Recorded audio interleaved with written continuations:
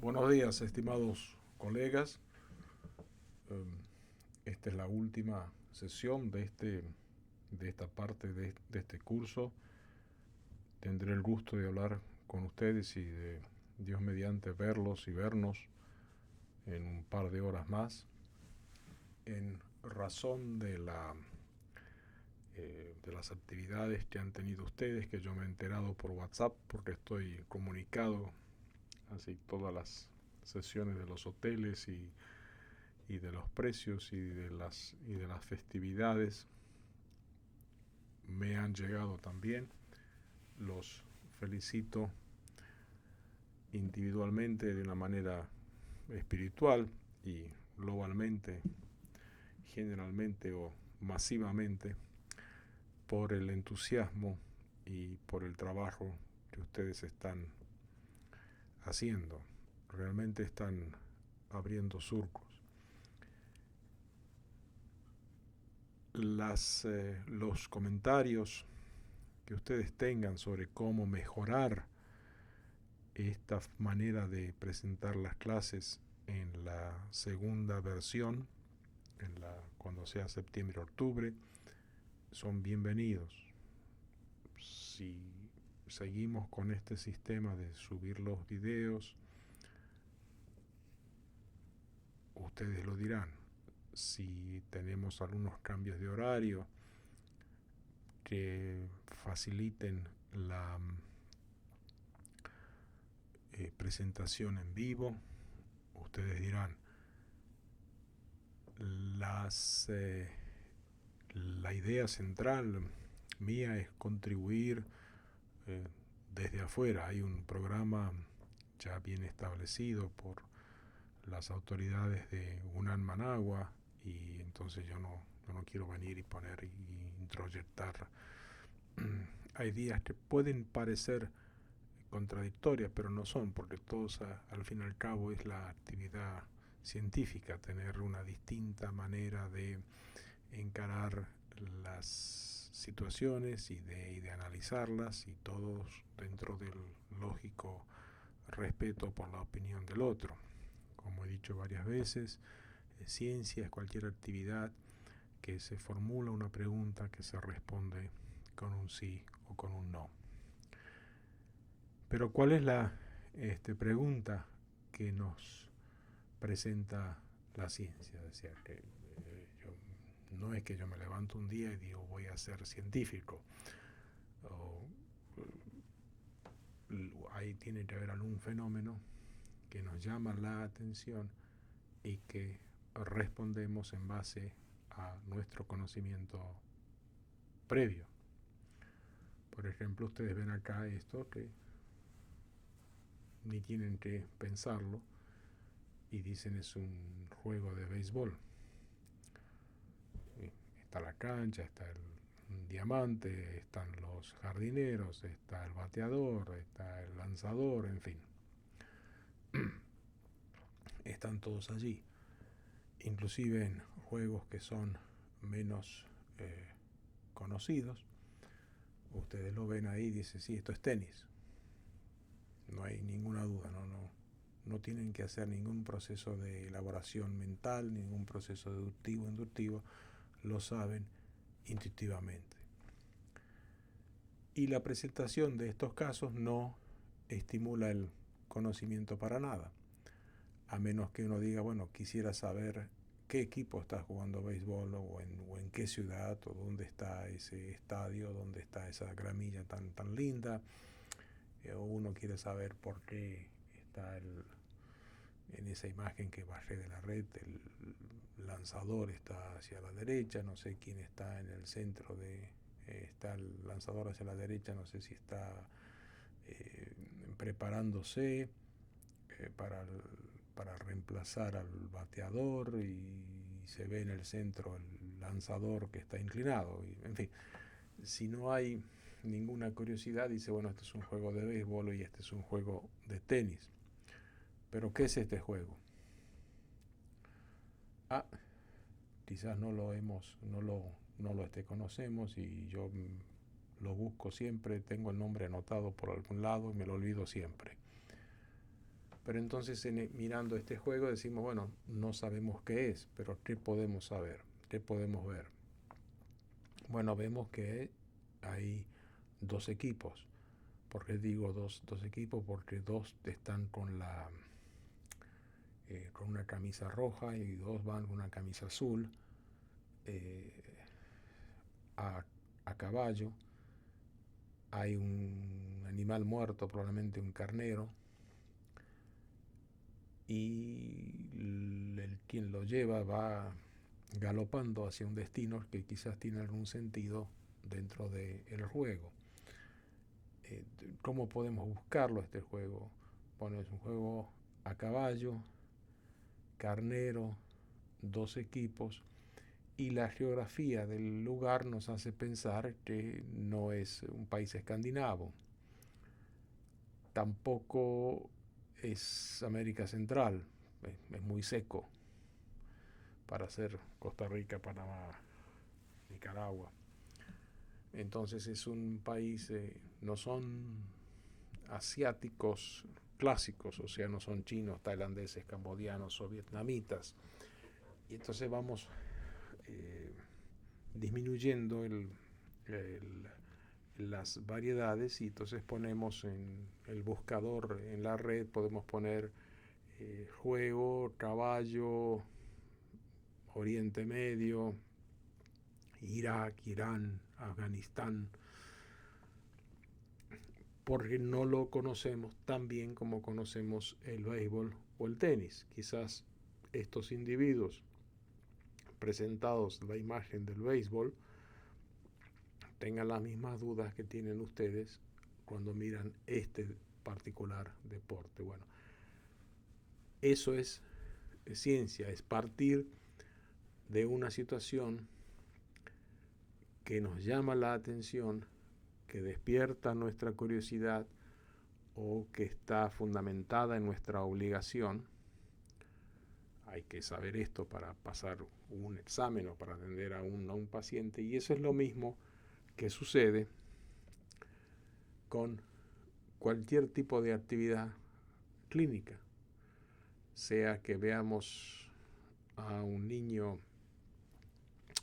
con edema, veamos una tomografía con los ventrículos dilatados, o veamos, creo que es púrpura lo que tiene la paciente en los pies, en fin, o una hernia diafragmática, o un embarazo, o un electrocardiograma. Todos partimos de un contexto, de un conocimiento, de una experiencia, y a raíz de eso nos formamos, elaboramos o trabajamos un diagnóstico.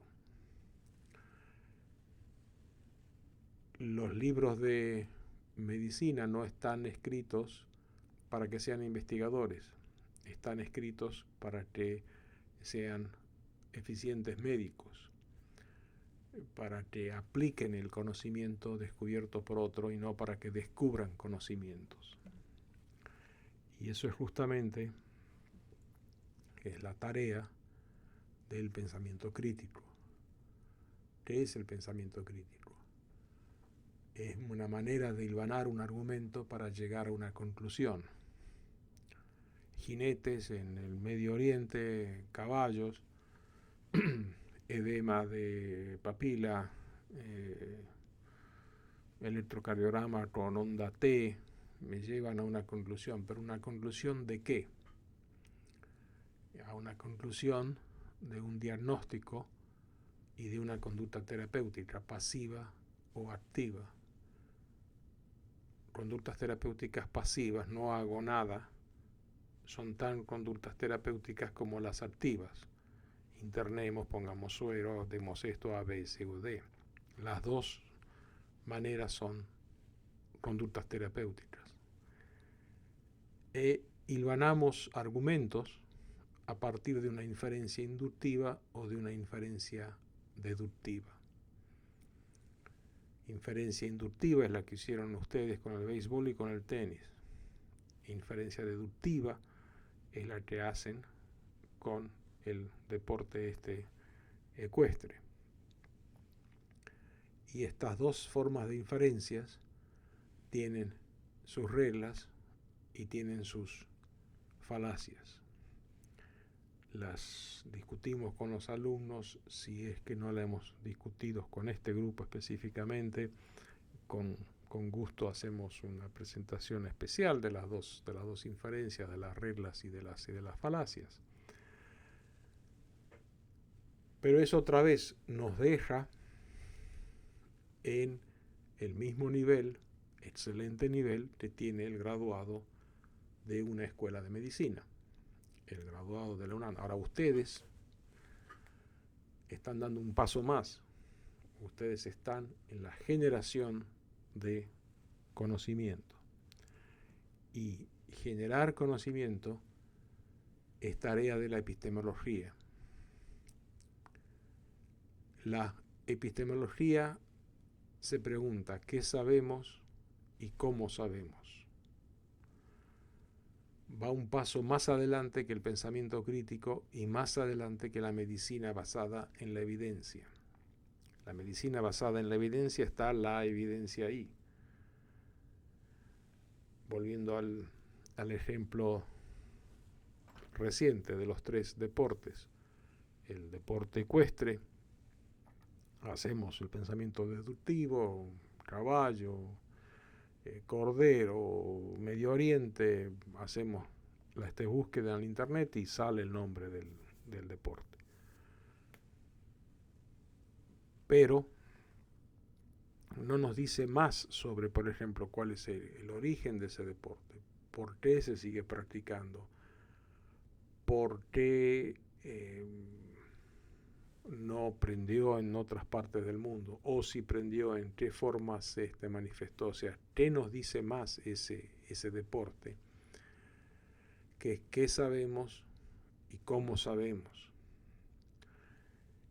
El excelente médico, usando esta analogía, dice, bueno, esto es un infarto de cara inferior del diafragma. Y acá están las ondas que lo muestran. El brillante investigador clínico dice, concurro y concuerdo, pero ¿por qué le pasó en la cara diafragmática y no en la anterior, no en la posterior? ¿Por qué se extendió de esta manera? ¿Por qué se extendió de la otra manera? ¿Y cómo sabes? ¿Por qué dices que es de la cara diafragmática? ¿Cuáles son tus elementos? Y examinemos esos elementos del cómo sabemos lo que sabemos.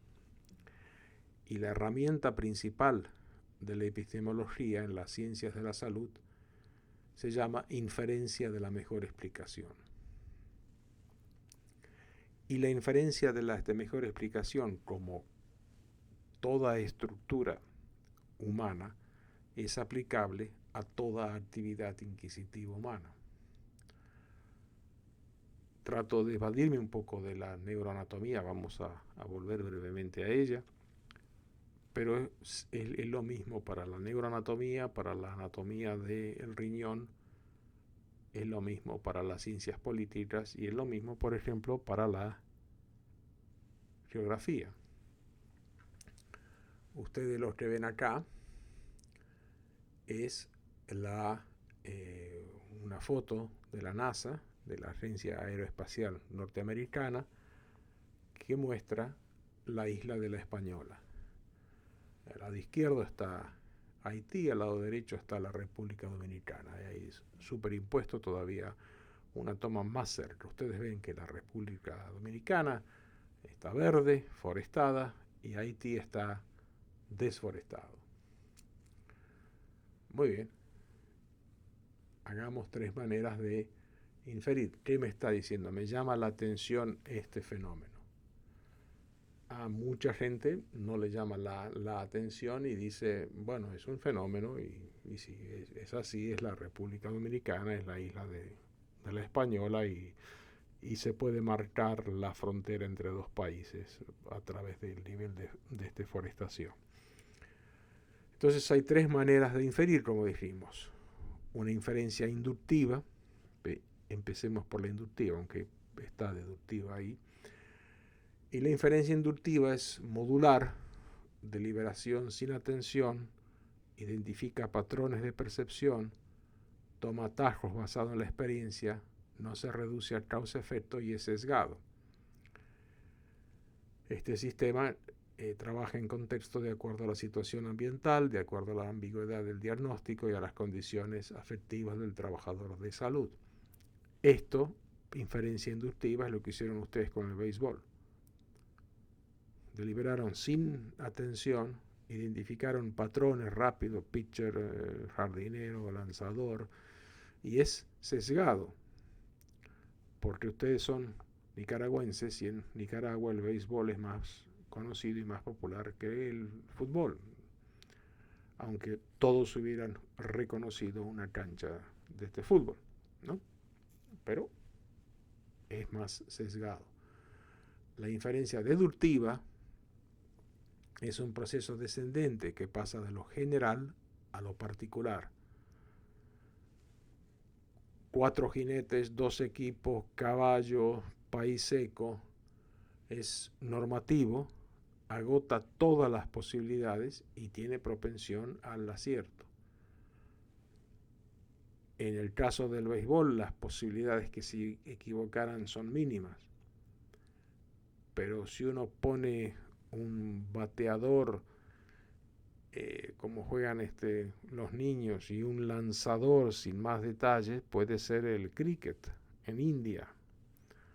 No necesariamente béisbol tal como se lo es presentado, pero la inferencia deductiva tiene mayor propensión al acierto. ¿Y qué pasa con la inferencia de la mejor explicación? La inferencia de la mejor explicación es la que yo veo como la esencia, otra vez digo, de la actividad de investigación, y vamos a expandir brevemente en ella y su relación con la ética. Pensemos en el caso de la isla de La Española. Razonamiento por deducción va a regla, caso, resultado. Y otra vez, esto lo van a tener en PDF, o sea, ahí van a poder verlo directamente. La regla, la deforestación indiscriminada erosiona el suelo. Caso, este suelo parece erosionado.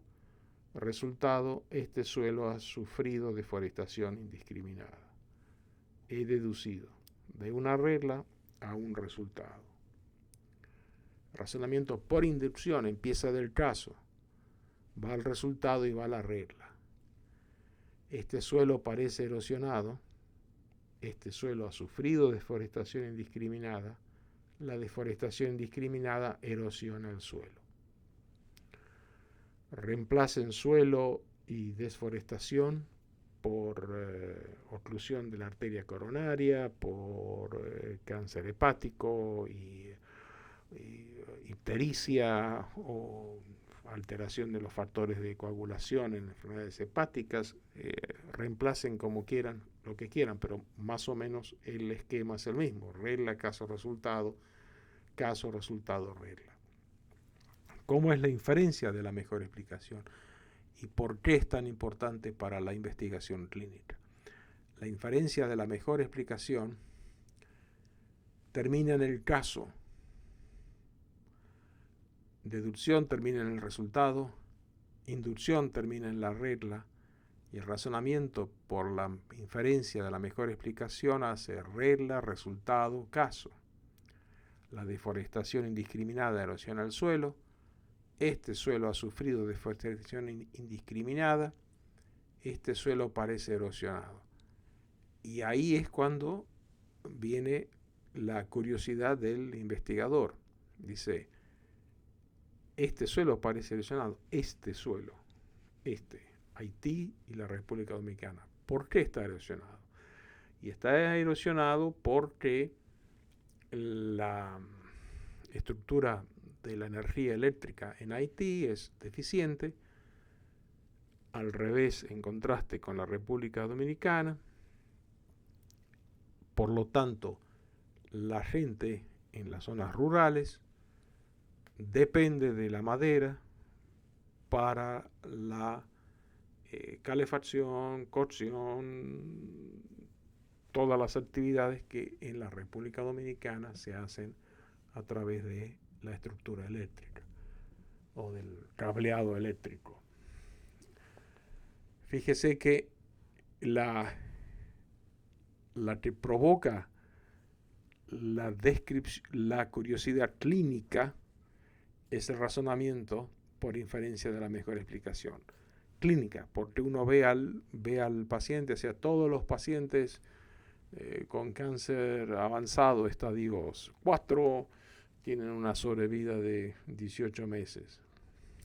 Este paciente, el resultado, este paciente debe de tener una sobrevida de 18 meses y el caso, hace 3 años que lo diagnosticamos y acá está vivo. ¿Cómo explicamos eso? ¿Cómo nos fuerza a explicar eso? Y la mejor explicación se centra en la causa. La causa es siempre física, biológica y química en la medicina. La causa es siempre anatómica, macro, micro, pero es anatómica. Para actuar hay que localizar. Actuar es una decisión ética. Y toda acción implica una actitud ética correcta. Toda acción correcta implica una actitud ética. Si vamos a hacer una cirugía para remover a este tumor cerebral, no vamos a hacer una cirugía para remover el tumor cerebral porque el tumor es de tronco encefálico y lo vamos a matar al paciente. Se actúa donde se localiza y se localiza en la anatomía y en la geografía, sea el tronco encefálico, sea el desborde de un río, sea un apagón súbito, sea una explosión volcánica o un terremoto, sea lo que sea, la mejor explicación se centra en la causa y actuar sobre la causa es obviamente una actitud ética. Y actuar sobre la causa hay que localizar la causa y la localizamos como fenómeno anatómico, biológico, químico o físico. Anatómico en el caso este. Hablamos en las clases pasadas sobre la anatomía de la pobreza, la neuroanatomía de la polución, y lo mismo acá, y la causalidad. Hay una buena guía para los criterios de causalidad en la biomedicina y en las ciencias sociales, fue creada por Bradford Hill en el 65. Son nueve causas, nueve razones, pero están enumeradas como las puso Bradford Hill. No es que la primera sea más importante que la séptima, y no hay un número mínimo que deban de cumplir los requisitos para ser efectivo. Cuando la causa es verdadera, nunca es 1 sí y 8 no. 1, poder, fuerza de asociación. Tiene que haber una fuerte correlación entre causa y efecto. El ejemplo de Hill era el cáncer de pulmón de los fumadores. Semmelweis, que hablamos en esta clase o las pasadas, era lavarse las manos. Tiene que ser una secuencia temporal. La causa precede al efecto. Hay un gradiente biológico. A mayor causa, mayor efecto.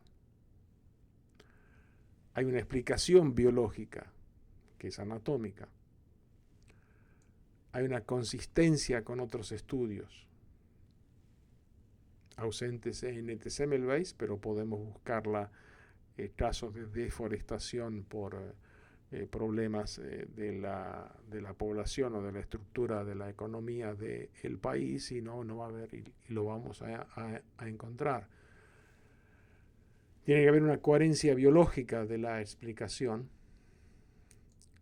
tiene que ser específico. Hay otros factores que pueden explicar el fenómeno. Puede ser uno decir, bueno, si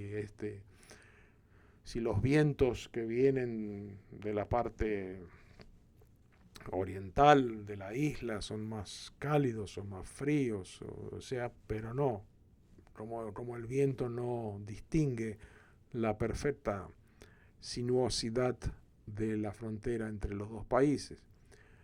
Idealmente tiene que haber una evidencia experimental y tiene que haber una forma de hacer una analogía. Esto es lo mismo que pasa en otros casos o otras historias parecidas. Fíjense cómo la causalidad como tal, sobre todo en la parte de la analogía, deja lugar a la imaginación y estimula la imaginación. Yo casi les estoy diciendo, haciendo analogía de los casos de la isla de La Española, con las analogías que uno puede tener de un infarto de este miocardio. Cuando se corta la circulación, se seca parte del músculo afectado. Cuando se corta la conducción nerviosa, se provoca la atrofia del músculo. Los criterios 2, 4, 5, 8 y 9 requieren una explicación de la mecánica, mientras que los criterios 1, 3, 7 y 8 requieren de la probabilidad. Ahí los tienen, son 9. Lo usan de la mejor manera que les estimule el pensamiento, pero por lo menos saben que están. Los criterios de Hill son 9, Mill también Hill fue en el siglo XX, Mill fue en el siglo XVIII.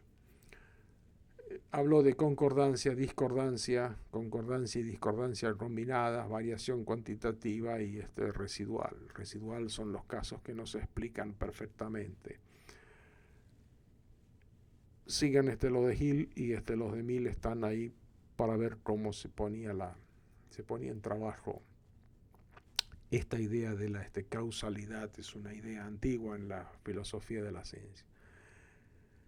La causalidad tiene sus falacias. Falacia de post hoc. Es falso suponer que porque algo haya precedido un evento tiene que ser la causa del efecto. Si A causa B, entonces A tiene que ocurrir para que suceda B. El paciente que convulsionó, imaginemos uno con convulsión, estaba enojado por haber llegado tarde a clase, pero no hay coherencia biológica estar enojado y tener convulsiones. Falacia de confundir causa con efecto. Si A es la causa de B, toda vez que A tendremos B. Pobreza y tuberculosis. La causa de la convulsión es un glioma cerebral. El glioma está presente cada momento del diagnóstico, por lo tanto el paciente tiene que estar en estado epiléptico. No siempre. Otra vez digo, ustedes dicen, confunden causa con efecto. El glioma provoca convulsiones. Bueno, pero ¿por qué convulsiva una vez por día y no todo el tiempo? Si el glioma está siempre ahí presente. Falacia de la causa común. Si A y B están presentes, entonces debe ser que A causa B o B es la causa de A. Vemos que es un muchacho, un varón joven y tiene convulsiones. Pero no es porque sea varón y joven que tiene convulsiones. Puede haber una causa C. Y tiene que haber una constante de coincidencias y correlación estadística. Veamos en caso. Otro caso clínico en busca de su causa. Mujer de 72 años, larga historia de hipertensión arterial mal controlada, presenta accidente cerebrovascular de hemisferio cerebral izquierdo, hemiparesia derecha y afasia. admitida, tratada con diuréticos, no se compensa adecuadamente la rehidratación, terapia física limitada por escasez de personal entrenado, trombosis venosa en la pierna derecha. Y la señora tiene una embolia pulmonar. La teoría de la percepción no da lugar a la percepción de las causas. Esta es una foto que bajé del internet. Ustedes ven ahí una persona a punto de arrojar un molotov a la policía del otro lado. Después agarramos otra foto y vemos que un policía está reduciendo físicamente a una persona. Juntamos las dos fotos y podemos pensar que el policía estaba ahí en la línea y que el muchacho en el piso es el mismo que está tirando a la otra cosa. No, son dos eventos totalmente distintos. O sea que la teoría de la percepción no da lugar a la percepción de las causas. En la embolia pulmonar, todos sabemos, sí, que tiene el émbolo, que el trombo está en la vena de la pierna, se desprende, se va a la circulación pulmonar y todo, pero uno nunca ve el acto en sí mismo. Uno nunca ha visto el coágulo desprenderse en esa señora. Uno va provocando o generando explicaciones. ¿Por qué les digo esto? Para incitarlos en la curiosidad de la inferencia de la mejor explicación, que están abiertas ahí. El libro de texto de medicina interna en su última edición, no sé, el Harrison o el Cecil, el que sea, van a ser obsoletos en 10 años. Vayamos entonces al razonamiento por deducción del caso de esta señora. Tenemos una regla: insuficiente movilización aumenta el riesgo de embolia pulmonar, eso lo sabemos. Este paciente tiene o tuvo una embolia pulmonar. Este paciente no ha sido movilizado lo suficiente. Perfecta deducción. Inducción. A uno lo llaman y dicen, este paciente tiene una embolia pulmonar. Y uno cuando va caminando dice, este paciente no ha sido movilizado lo suficiente. Y luego le dice al interno que va, o al estudiante de medicina que va al lado de uno, le dice, la insuficiente movilización aumenta el riesgo de embolia pulmonar. O sea, de regla, caso, resultado, hicimos caso, resultado, regla. Pero la inferencia empieza de la regla. Insuficiente movilización aumenta el riesgo de embolia pulmonar. El resultado. Este paciente no ha sido movilizado lo suficiente. O esta paciente. Caso. Este paciente tiene embolia pulmonar. Y ahí está el estímulo del trabajo de investigación. Porque concluye en el caso. Entonces uno se dice, ¿por qué ahora esta señora? ¿Por qué ella y no los otros pacientes con accidente cerebrovascular y sin movilización adecuada y tal vez también deshidratados? La inmovilización más deshidratación puede provocar embolia pulmonar. Pero esta paciente estaba en similares condiciones, cumplían la regla, estos pacientes no tuvieron embolia pulmonar. Y entonces, ¿qué podemos decir de cada caso? Y lo que podemos decir de cada caso es precisamente el trabajo para el cual ustedes se están entrenando. Olvídense del método inductivo, olvídense del método deductivo, ténganlo siempre, por supuesto, no. ¿Qué digo olvídense? No se olviden del método inductivo, no se olviden del método deductivo, sino súmenle la inferencia a la mejor explicación. Concéntrense en el caso, el individuo, el señor o la señora que viene a su consulta con un problema específico. Busquen la causa, váyanse por las ramas del tronco de la enfermedad y busquen las particularidades de esas causas. En la segunda sesión vamos a dar varios ejemplos de eso. la segunda sesión, no de hoy, sino la segunda sesión de septiembre-octubre, los ejemplos van a ser vastos en el enfoque, en el foco.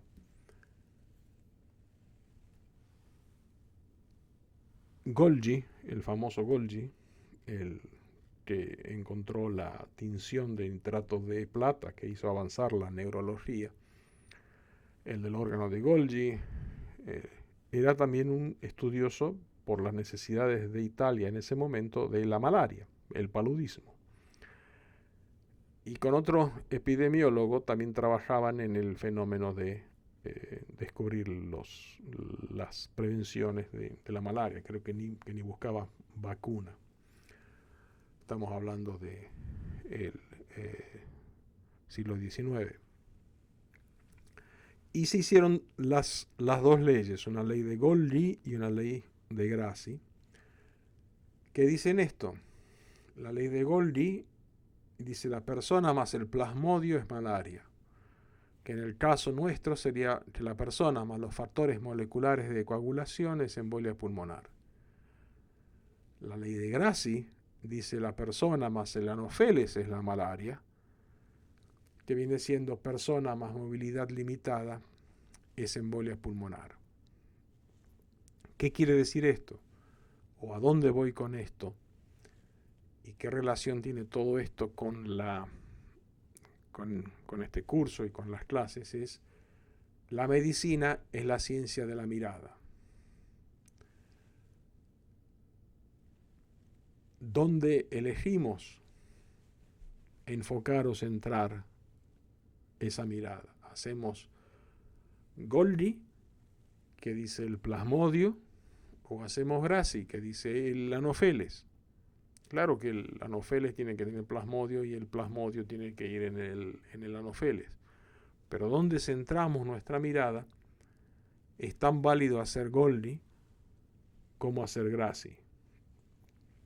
Pensemos malaria en Nicaragua, según un mapa ahí que bajé del internet. No sé cuán correcto es, pero no se trata acá de ser absolutamente correcto, no, pero bien, hay una zona ahí por la parte de la costa atlántica donde a veces hay riesgo bajo de malaria en oposición a el riesgo casi ausente en la parte rosadita, ¿no?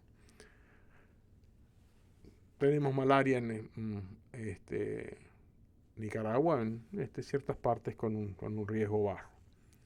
La malaria puede afectar a los niños, puede ser inclusive mortal.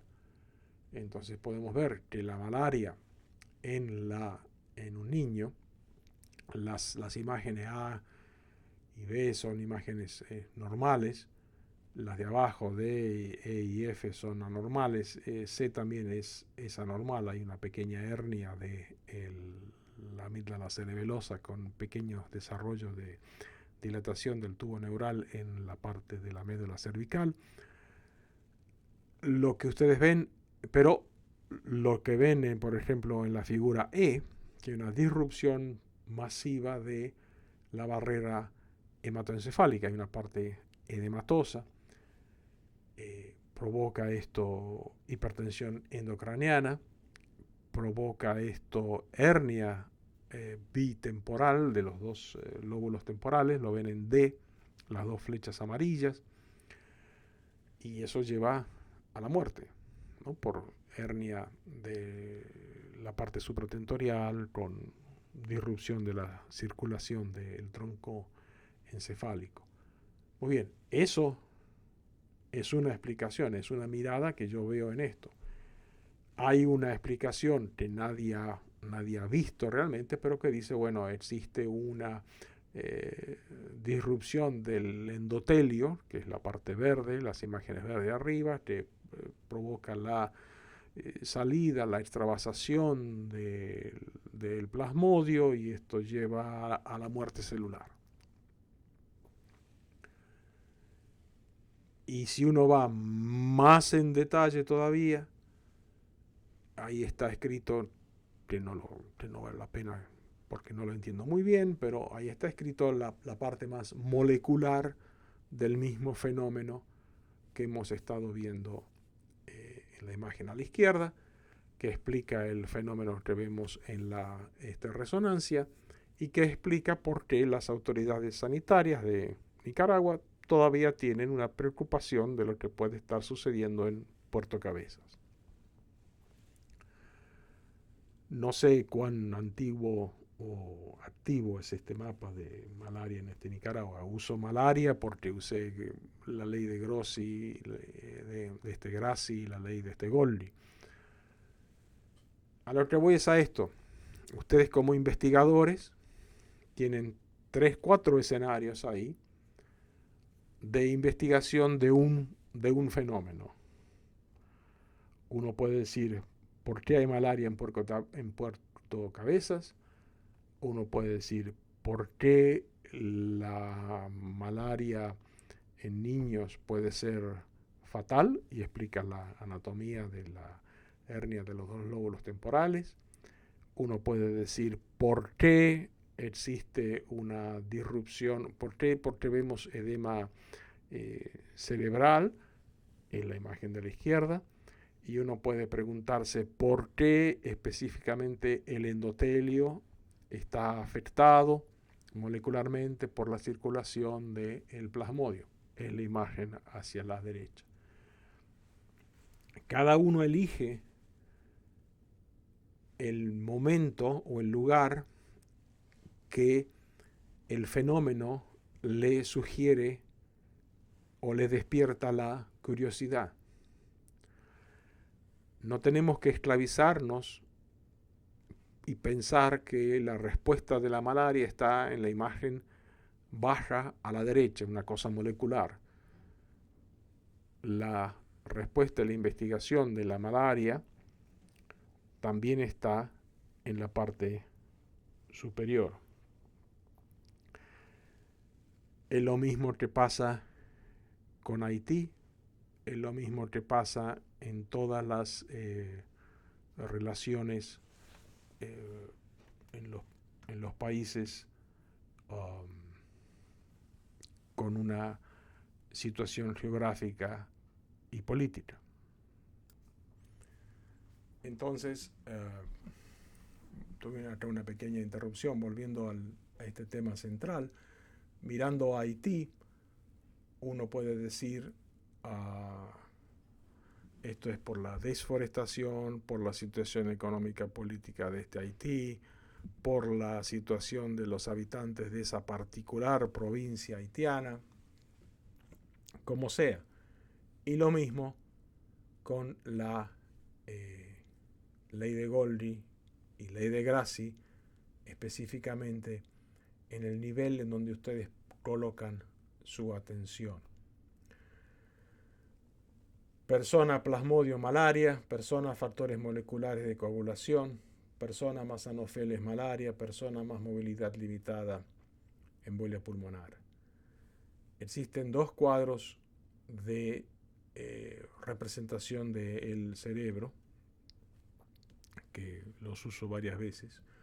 Uno es donde el cerebro se concibe como una estructura que lo pueden grabar y poner los mapas muy bien.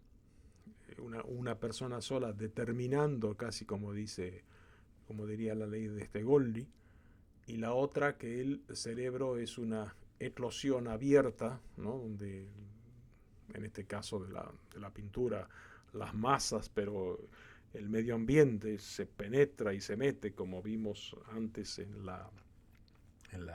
el estudio anatómico de la polución, de la pobreza, de la intoxicación con plomo o por mercurio en las clases pasadas. Podemos elegir estudiar la situación como Goldie o podemos elegir estudiar la situación como Grassi. Este curso, y aplausos a las autoridades de la UNAM por la visión y por la pasión, les da las herramientas. Está en ustedes determinar en qué nivel o qué anchura quieren poner su mirada en la ciencia de la medicina. Muchísimas gracias.